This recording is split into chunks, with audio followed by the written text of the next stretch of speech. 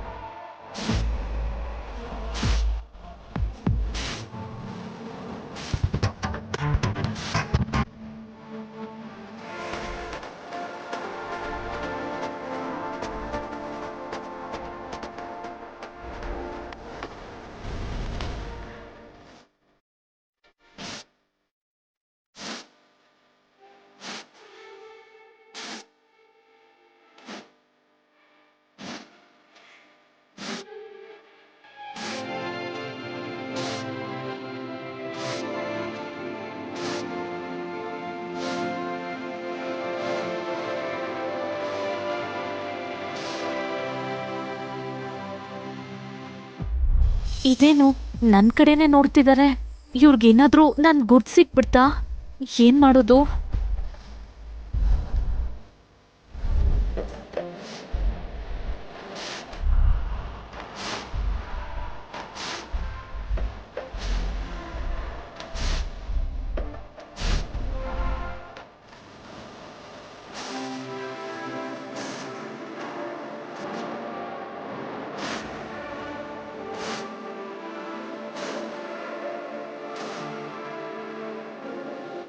ಈ ಕೆಲಸ ಹೇಗಾದರೂ ನನಗೆ ಸಿಕ್ಕಿದ್ರೆ ಚೆನ್ನಾಗಿರುತ್ತೆ.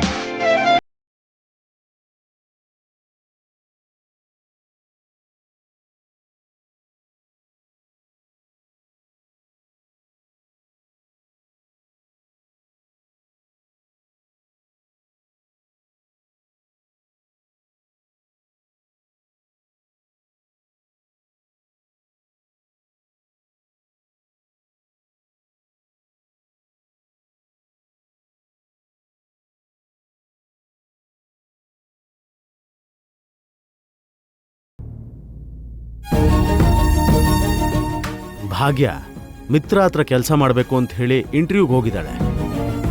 ಅಲ್ಲಿ ಏನಾಗಿದೆಯೋ ಏನೋ, ಮಿತ್ರ ಭಾಗ್ಯನ ಗುರ್ತಿಡಿಯೋದಿಲ್ಲ ಅಲ್ವಾ? ಭಾಗ್ಯ ಹೇಳ್ದಂಗೆ ಹೇಗಾದ್ರೂ ಮಾಡಿ ಮಿತ್ರನ ಹತ್ರ ಕೆಲಸ ಗಿಟ್ಟಿಸ್ಕೋಬೇಕು.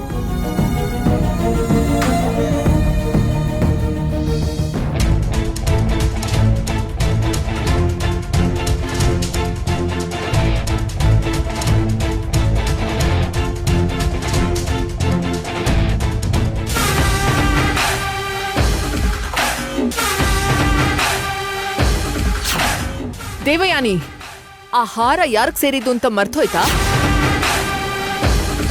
ಅದು ವಂಶ ಪಾರಂಪರ್ಯವಾಗಿ ಬಂದಿರುವಂತ ಹಾರ. ಅದನ್ನ ಮುಟ್ಟೋ ಹಕ್ಕಾಗ್ಲಿ ಅಥವಾ ಕುತ್ತಿಗೆಗೆ ಹಾಕೊಳ್ಳೋ ಅಧಿಕಾರ ಆಗ್ಲಿ ಎರಡೂ ನಿನಗಿಲ್ಲ. ಅರವಿಂದಕ್ಕ, ಹಾರನ ಕತ್ತಿಗೆ ಹಾಕೊಂಡಿದ್ದಕ್ಕೆ ಅಷ್ಟೆಲ್ಲ ಹಾರಾಡಿದ್ಯಲ್ಲ, ನನ್ಗೆ ಆ ಹಾರದ ಮೇಲೆ ಹಕ್ಕಿಲ್ಲ ಅಂತ ಇನ್ಸಲ್ಟ್ ಮಾಡ್ತೀಯಾ? ನೀನ್ ಹೇಳಿರೋ ಒಂದೊಂದ್ ಮಾತು ನನ್ ಮನ್ಸಿಗೆ ಹೇಗ್ ಕಷ್ಟ ಕೊಟ್ಟಿದ್ಯೋ, ನೀನ್ ತೋರಿಸ್ತಿರೋ ಯಜಮಾನಿಕೆ ನನ್ನ ಹೇಗೆ ಚಿತ್ರಹಿಂಸೆ ಮಾಡ್ತಿದ್ಯೋ, ನಿನ್ಗೂ ಕೂಡ ಅದನ್ನ ಅರ್ಥ ಮಾಡಿಸ್ತೀನಿ ನೋಡು.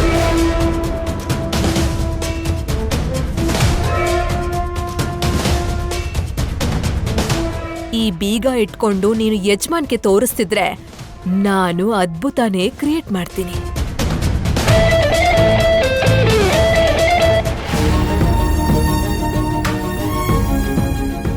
ಏನೋ ತ್ರಿವಿಕ್ರಮ, ಕಾಲ್ ಸುಟ್ಟಿರೋ ಬೆಕ್ಕಿನ ಹಾಗೆ ಅಲ್ಲಿ ಇಲ್ಲಿ ಓಡಾಡ್ತಿದ್ಯಾ? ಅದೇನಿಲ್ಲಮ್ಮ, ಆ ಕಡೆ ಈ ಕಡೆ ಓಡಾಡೋದಕ್ಕೆ ಕಾಲೇ ಸುಡ್ಬೇಕೇನಮ್ಮ? ಬೆಕ್ಕಿಗಾದ್ರೆ ಕಾಲ್ ಸುಟ್ಟಾಗ ಹೀಗೆ ಮಾಡೋದು. ನಿನ್ ಕಾಲಿಗೆ ಏನಾಗಿದ್ಯೋ ಏನೋ, ಮನ್ಸಲ್ ಏನೋ ಗಾಢವಾಗಿ ಯೋಚನೆ ಮಾಡ್ತಿದ್ಯಾ? ಅಯ್ಯೋ, ಯೋಚನೆ ಗೀಚನೆ ಏನೂ ಇಲ್ಲಮ್ಮ. ನಿಮ್ಮ ಅನುಮಾನದಿಂದ ನನಗೆ ವಿಚಿತ್ರವಾದ ಪ್ರಶ್ನೆಗಳನ್ನು ಹಾಕ್ಬೇಡಮ್ಮ. ಇಷ್ಟ್ ಚಿಕ್ಕ ವಿಷಯಕ್ಕೆ ಅಷ್ಟ್ ಕೋಪ ಯಾಕೋ? ಏನಾಯ್ತು ರೀ? ಏನು ಚಿಂತೆ ಮಾಡೋ ಹಾಗೆ ಕಾಣಿಸ್ತಿದ್ದೀರಾ? ಇವರೆಲ್ರಿಗೂ ನನ್ನ ಆತಂಕ ಅಷ್ಟು ಮುಖದ ಮೇಲೆ ಎದ್ದು ಕಾಣಿಸ್ತಾ ಇದೆಯಾ? ನಿಮ್ಗೆ ಕೇಳ್ತಾ ಇರೋದು, ಏನ್ ಅಷ್ಟೊಂದು ಚಿಂತೆ ಮಾಡ್ತಾ ಇದ್ದೀರಾ? ಅಯ್ಯೋ, ಏನ್ ಅರವಿಂದ, ನಾನ್ ನಾರ್ಮಲ್ ಆಗೇ ಇದ್ದೀನಿ. ನೀವೇ ಅನ್ನೆಸೆಸರಿ ನಾನು ಟೆನ್ಷನ್ ಆಗಿದ್ದೀನಿ ಅಂತ ಹೇಳ್ತಿದ್ದೀರಾ. ಸರ್, ಕಾಫಿ ಕುಡೀರಿ ಸರ್, ಅವಾಗಾದ್ರೂ ಸ್ವಲ್ಪ ಟೆನ್ಷನ್ ಕಡಿಮೆ ಆಗುತ್ತೆ. ಯಾಕೋ ನೀವೆಲ್ಲರೂ ಟೆನ್ಷನ್ ಅಂತ ನನ್ನನ್ನು ಸುಟ್ಕೊಂಡು ತಿಂತಾ ಇದ್ದೀರಾ? ನನಗೇನು ಟೆನ್ಷನ್ ಇಲ್ಲ, ನಾನು ತುಂಬಾ ನಾರ್ಮಲ್ ಆಗಿದ್ದೀನಿ. ಹೋಗಿ ನಿನ್ ಕೆಲಸ ನೋಡ್ಕೊ ಹೋಗು.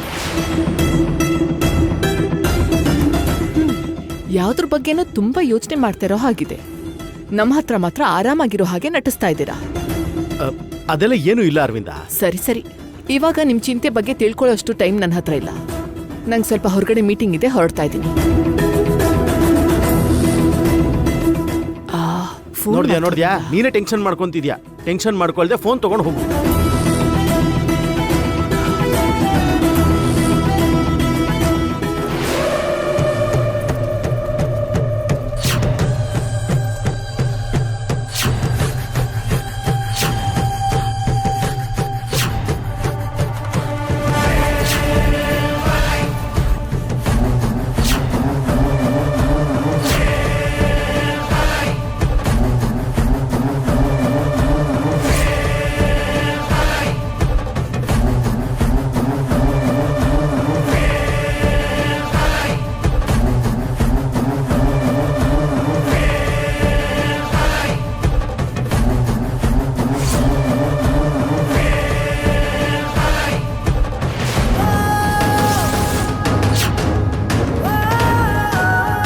ದೇವಯಾನಿ,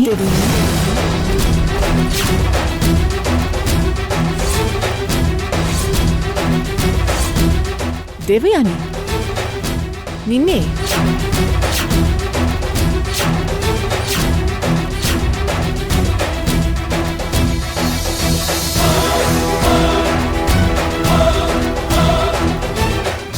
ಏನಕ್ಕ?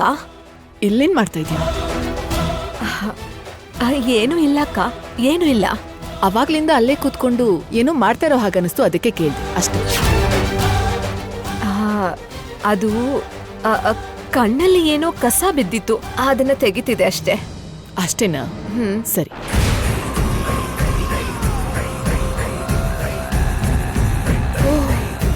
ಅರವಿಂದಕ್ಕ ನೋಡೋಷ್ಟ್ರಲ್ಲೇ ಈ ಕೀ ಬಂಚ್ನ ಇಟ್ಬಿಡ್ಬೇಕು. ಕೀರ್ತನ,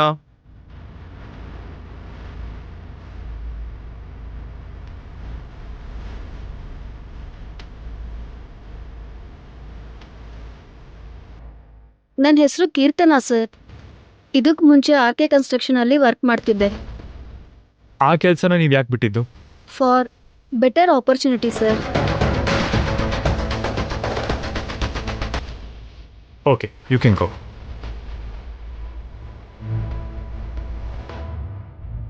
ಸ್ವಪ್ನ,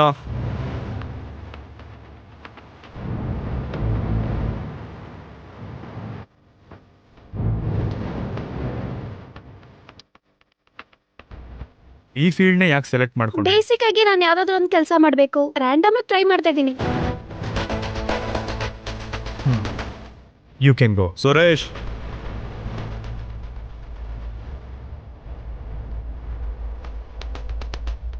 ನೀವು ಹೈಲಿ ಕ್ವಾಲಿಫೈಡ್ ಅಲ್ವಾ, ಆದ್ರೆ ಈ ಜಾಬ್ಗೆ ಯಾಕೆ ಅಪ್ಲೈ ಮಾಡ್ತಾ ಇದ್ದೀರಾ? ನನ್ನ ಕ್ವಾಲಿಫಿಕೇಶನ್ ಕರೆಕ್ಟಾಗಿ ಜಾಬ್ ಸಿಕ್ಕಿದ್ರೆ ನಾನು ಖಂಡಿತ ಅಲ್ಲಿಗೆ ಹೋಗ್ತೀನಿ ಸರ್.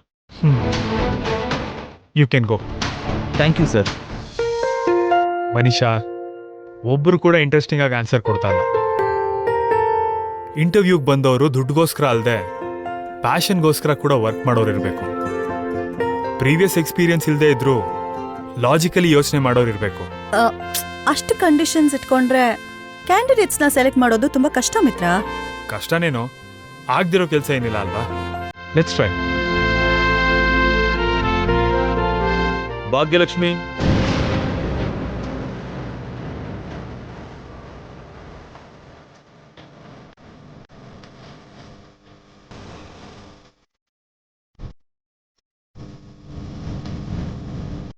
Excuse me sir. ಯಾ.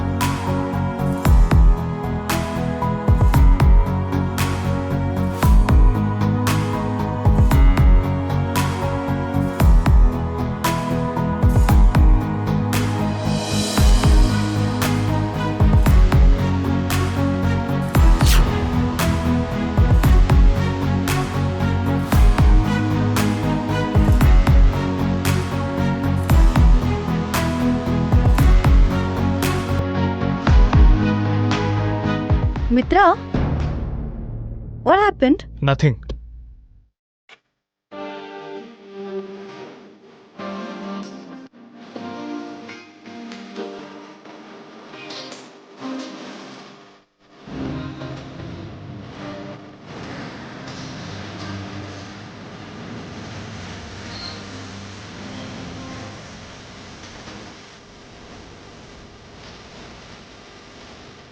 ನಿಮ್ಮನ್ನ ಎಲ್ಲೋ ನೋಡಿದ.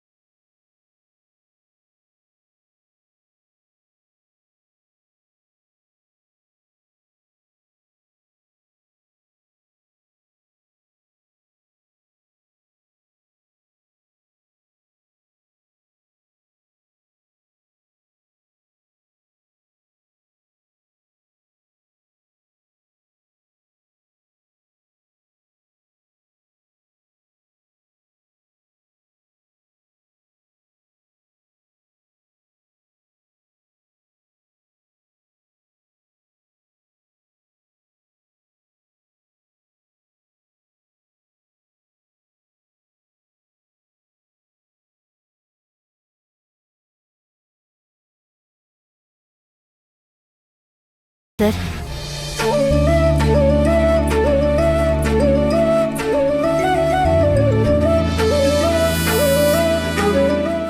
By the way, your name? ಭಾಗ್ಯ. ಭಾಗ್ಯ.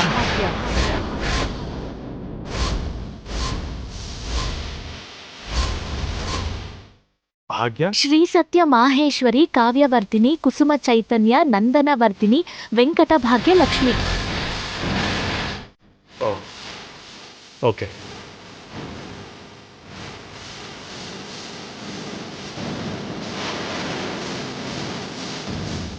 ಏನಾಯ್ತು ಮನೀಷಾ? ಭಾಗ್ಯ, ಆ ಹೆಸರು ಕೇಳಿದ್ರೇನೆ ನನಗ್ ಮೈ ಎಲ್ಲ ಬೆಂಕಿ ಹಚ್ದಂಗಾಗುತ್ತೆ. ನಾನು ಅಸಹ್ಯ ಪಡೋ ಹೆಸರದು. ಕಮಾನ್ ಮನೀಷಾ, ಕೋಪ ಮಾಡ್ಕೊಳ್ಳೋಕೆ, ಅಸಹ್ಯ ಪಡೋಕ್ಕೂ ಕೂಡ ಸರಿಯಾದ ಕಾರಣ ಇರಬೇಕು. ಕಾರಣ ನಿನಗೆ ಹೇಳಿದ್ರು ಕೂಡ ಅರ್ಥ ಆಗಲ್ಲ ಮಿತ್ರ. ಸರಿ ಸರಿ, can you please stop it?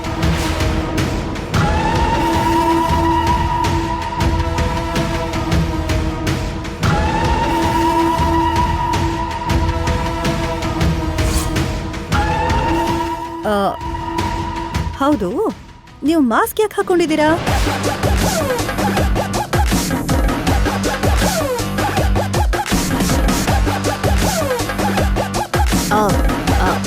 ಸ್ವಲ್ಪ ನೆಗಡಿ ಆಗಿದೆ. ಏನ್ ಪರವಾಗಿಲ್ಲ. ನಿಮ್ಮನ್ನ ನಾವು ಜಾಬಿಗೆ ತಗೋಬೇಕು ಅಂದ್ರೆ ಮೊದಲು ನಿಮ್ ಮುಖ ನೋಡ್ಬೇಕಲ್ವಾ? ಸ್ವಲ್ಪ ಮಾಸ್ಕ್ ತೆಗಿತೀರಾ?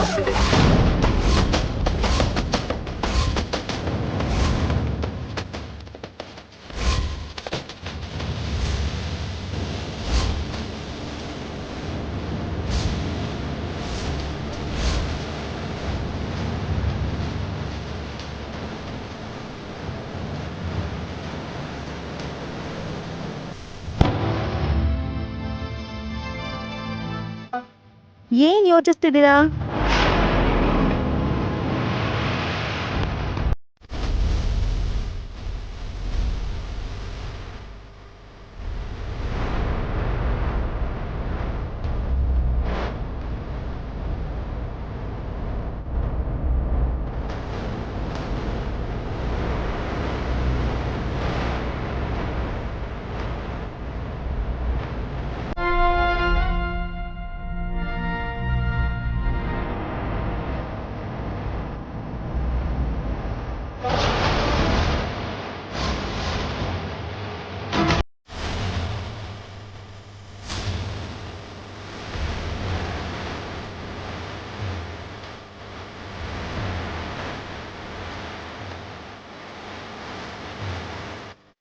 ಏನಾಯ್ತು ಮನೀಷಾ?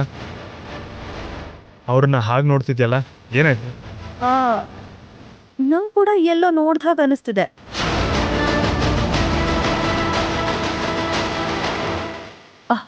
ಸರಿ ಬಿಡು. ಇಂಟರ್ವ್ಯೂಗೆ ಬಂದಾಗ ನೋಡು, ನೀನು ಹೀಗೆ ಇರಬೇಕು. ಮಾಸ್ಕು ಸ್ಕಾರ್ಫು ಕಟ್ಕೊಂಡೆಲ್ಲ ಬರಬಾರ್ದು. Okay madam. ನೀವು ಗ್ರಾಜ್ಯುಯೇಷನ್ ಮಾಡ್ಕೊಂಡಿದ್ದೀರಾ, ಆದರೆ ನೀವು ಅಪ್ಲೈ ಮಾಡ್ತಿರೋದು ಕನ್ಸ್ಟ್ರಕ್ಷನ್ ಫೀಲ್ಡ್ಗೆ. ನಿಮಗೆ ಪ್ಯಾಷನೇಟ್ ಆಗಿ ವರ್ಕ್ ಮಾಡೋಕ್ಕಾಗತ್ತಾ? ಖಂಡಿತ ಸರ್. ನಾವು ಹೋಗೋ ಗುರಿ ಗೊತ್ತಿದ್ರೆ ಸಾಕು, ದಾರಿ ಯಾವ್ದಾದ್ರೂ ಪರವಾಗಿಲ್ಲ. ಇಂಟ್ರೆಸ್ಟಿಂಗ್. ಆದರೆ ನೀವು ಈ ಕೆಲಸದಲ್ಲಿ ಎಫಿಷಿಯೆಂಟ್ ಆಗಿ ವರ್ಕ್ ಮಾಡೋಕ್ಕಾಗತ್ತಾ ಇಲ್ವಾ ಅಂತ ನಾನು ತಿಳ್ಕೋಬೇಕು. ನಾನು ಕೆಲವು ಪ್ರಶ್ನೆಗಳನ್ನ ಕೇಳ್ತೀನಿ, ಅದಕ್ಕೆ ಉತ್ತರ ಕೊಡಿ. ಖಂಡಿತ. ನಮ್ಮ ಕಂಪ್ನಿಗೆ 40 ಕೋಟಿ ರೂಪಾಯಿ ಕನ್ಸ್ಟ್ರಕ್ಷನ್ ಪ್ರಾಜೆಕ್ಟ್ ಬಂದಿದೆ. ಅದರಲ್ಲಿ ನಾವೆಷ್ಟು ಖರ್ಚು ಮಾಡಬೇಕು, ಎಷ್ಟು ಲಾಭ ಉಳಿಸ್ಕೊಂಡ್ರೆ ಚೆನ್ನಾಗಿರುತ್ತೆ?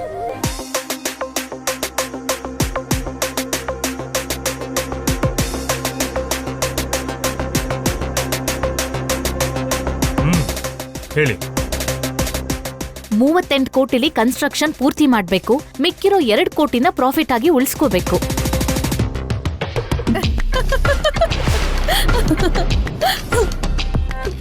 ವಾಟ್? 40 ಕೋಟಿ ಪ್ರಾಜೆಕ್ಟ್ಗೆ ಕೇವಲ 2 ಕೋಟಿ ರೂಪಾಯಿ ಲಾಭನ? ಕಂಪನಿ ಮುಂದೆ ಹೋಗೋದಕ್ಕೆ ನಾವು ಕೆಲಸ ಮಾಡಬೇಕು, ಮುಚ್ಚ ಹೋಗಕ್ಕಲ್ಲ. ಒಂದು ನಿಮಿಷ ಮನೀಷಾ, ನೀವು ಹೇಳಿ. ತೀರಾ ಅಷ್ಟು ಕಡಿಮೆ ಲಾಭ ಬಂದ್ರೆ ಕನ್ಸ್ಟ್ರಕ್ಷನ್ ಕಂಪ್ನಿನ ನಡೆಸೋದು ಕಷ್ಟ ಅಲ್ವಾ? ನಿಮ್ದೀಗ ಕನ್ಸ್ಟ್ರಕ್ಷನ್ ಇಂಡಸ್ಟ್ರಿಲಿ ಹೊಸ ಬ್ರಾಂಚ್. ಒಂದು ಕಂಪ್ನಿನ ಸ್ಟಾರ್ಟ್ ಮಾಡೋವಾಗ ಮೊದಲು ಜನರಿಗೆ ಅವ್ರ ಮೇಲೆ ನಂಬಿಕೆ ಹುಟ್ಟಬೇಕು. ನಂಬಿಕೆ ಹುಟ್ಟಬೇಕು ಅಂದ್ರೆ ನಮ್ ಕೆಲ್ಸದಲ್ಲಿ ಅದು ಕಾಣ್ಬೇಕು. ಹಾಗೆ ಕಾಣ್ಬೇಕು ಅಂದ್ರೆ ನಮ್ ಕೈಯಲ್ಲಿರೋ ದುಡ್ಡನ್ನ ಕ್ವಾಲಿಟಿಗೋಸ್ಕರ ಜಾಸ್ತಿ ಖರ್ಚು ಮಾಡ್ಬೇಕು. ಲಾಜಿಕಲಿ ಯೋಚನೆ ಮಾಡಿ. ಕ್ವಾಲಿಟಿ ಹೆಚ್ಚಾದ್ರೆ ಪ್ರಾಜೆಕ್ಟ್ ಸಂಖ್ಯೆ ಹೆಚ್ಚಾಗುತ್ತೆ, ಪ್ರಾಜೆಕ್ಟ್ ಸಂಖ್ಯೆ ಹೆಚ್ಚಾದ್ರೆ ಮೌತ್ ಪಬ್ಲಿಸಿಟಿ ಹೆಚ್ಚಾಗುತ್ತೆ. ಆಗ ಪಬ್ಲಿಸಿಟಿಗೋಸ್ಕರ ನಾವು ಖರ್ಚು ಮಾಡೋದು ಕಡಿಮೆ ಆಗುತ್ತೆ, ಸೊ ಉಳಿಯೋ ಲಾಭನೂ ಹೆಚ್ಚಾಗುತ್ತೆ. ಒಂದ್ಸಲ ಕಂಪ್ನಿಗೆ ಬೇಕಾಗೋ ಹೆಸರು ಬಂದ್ಮೇಲೆ ಕ್ವಾಲಿಟಿ ಉಳಿಸ್ಕೊಂಡೆ ಲಾಭ ಹೆಚ್ಚಿಸ್ಕೊಳ್ಳೋ ಅವಕಾಶ ಸಿಗುತ್ತೆ. ಒಂದ್ ಮಾತಲ್ಲಿ ಹೇಳ್ಬೇಕಂದ್ರೆ ನಂಬಿಕೆನೆ ಬುನಾದಿ. ಬುನಾದಿ ಎಷ್ಟು ಬಲವಾಗಿರುತ್ತೋ ಕಂಪ್ನಿನೂ ಅಷ್ಟೇ ಬಲವಾಗಿ ನಿಲ್ಲುತ್ತೆ.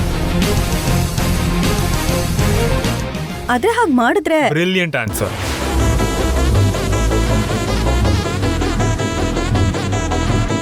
ನಿಮಗೆ ಅನುಭವ ಇಲ್ಲದೆ ಇದ್ರು ಅದ್ಭುತವಾಗಿ ಉತ್ತರ ಕೊಟ್ರಿ. I like it. Thank you sir. ಸರಿ, ನೀವು ಹೊರಗಡೆ ವೆಯ್ಟ್ ಮಾಡಿ. ಇಂಟರ್ವ್ಯೂಸ್ ಎಲ್ಲ ಮುಗಿದ್ಮೇಲೆ ನಾವು ಡಿಸಿಷನ್ ತಗೋತೀವಿ. Okay sir.